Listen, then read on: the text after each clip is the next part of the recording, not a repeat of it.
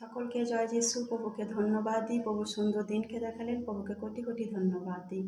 ঈশ্বরের সন্তানরা আমরা প্রত্যেকেই জানি যে 25শে ডিসেম্বরে আমাদের প্রভু যীশু খ্রিস্ট আমাদের ত্রাণকর্তা জন্মগ্রহণ করেছিলেন।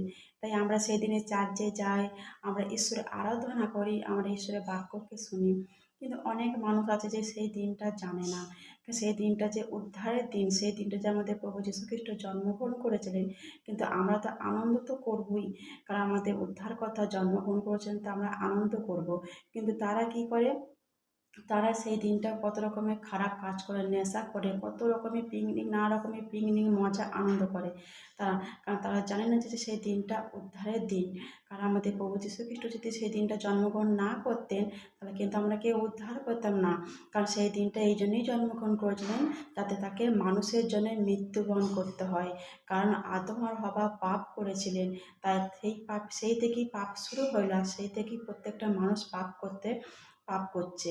তাই সেই পাপ থেকে উদ্ধার করার জন্য প্রভু যীশু খ্রিস্ট জন্মগ্রহণ করেছিলেন। কারণ ঈশ্বর আমাদেরকে এতই ভালোবাসলেন, তার একমাত্র সন্তানকে পাঠালেন, যাতে সেই মৃত্যুবরণ করে আমরা যেন উদ্ধার পেতে পারি। আমরা কি কেউ পারবো যে আমাদের নিজেদের সন্তানকে কারো জন্য মৃত্যুবরণ করাতে?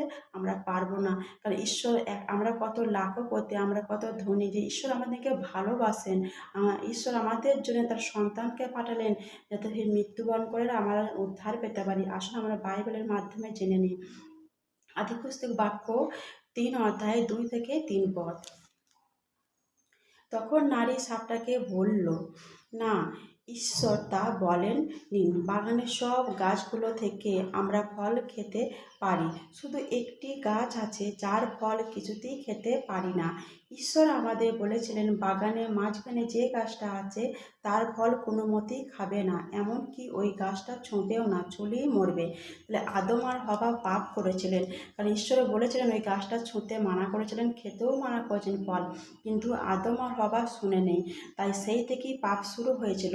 তাই ঈশ্বরের কথাকে সেই আদম আর হওয়া শুনে নেই বলেই প্রত্যেকটা মানুষ সেই পাপ ভুগছে।